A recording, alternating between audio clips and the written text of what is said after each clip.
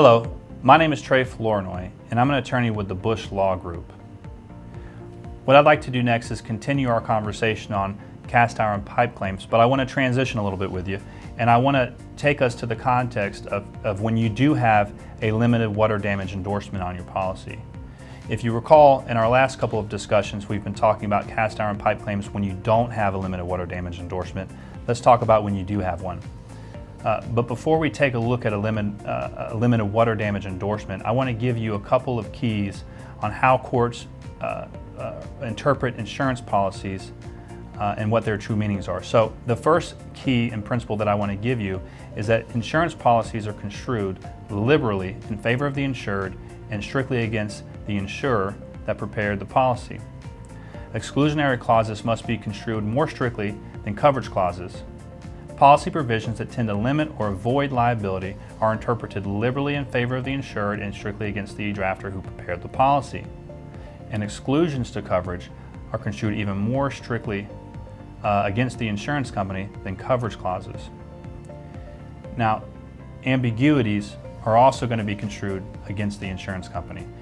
An ambiguity exists when a policy provision has more than one reasonable interpretation. So it's when you can look at a provision and you could reasonably say that this can mean two different things. That's an ambiguity. And when you have an ambiguity, that ambiguity is going to be construed in favor of the policyholder and against the insurance company.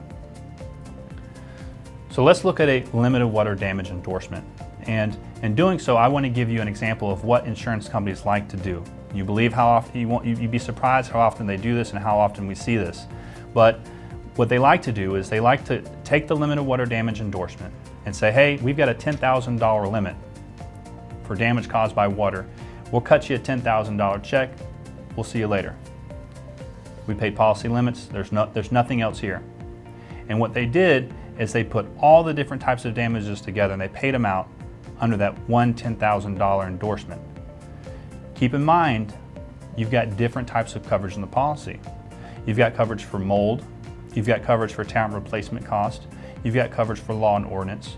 You may even have coverage for matching. Okay, so now we need to take a look at the endorsement to see whether or not that endorsement was applied appropriately.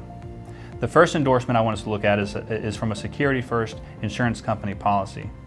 And what this endorsement does is it provides a $10,000 limitation for any sudden accidental direct physical loss caused by water.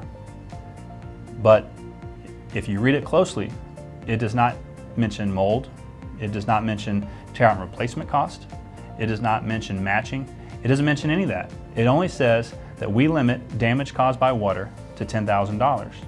And so what that means, and again because provisions that limit coverage are going to be construed strictly and coverage is going to be construed broadly, what that means is that it's not limited or excluded unless it's explicitly in there. So in this particular endorsement, you will have coverage for mold, you will have coverage for law and ordinance, and all these things will be on top of the $10,000 that you have coverage for on the water loss. So don't let them put all the damages together and pay you out the $10,000 sublimit and not hold them accountable for paying the mold and law and ordinance and all those other coverages that they still owe for. By contrast, let's take a look at an endorsement from a Tower Hill Prime Insurance Company policy. And in this endorsement, you'll notice it's a lot more detailed. And in the middle of this endorsement, you'll see that it explicitly says that this exclusion or limitation includes the cost to repair or replace any part of the building, any non-damaged part of the building necessary to access the failed plumbing system. So in this particular endorsement, you are going to be limited to the $10,000 for tear out replacement cost and the water damages. I hope you found this helpful. I've enjoyed this discussion with you.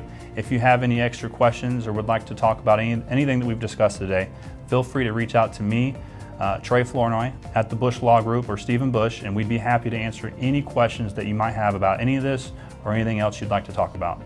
Thank you.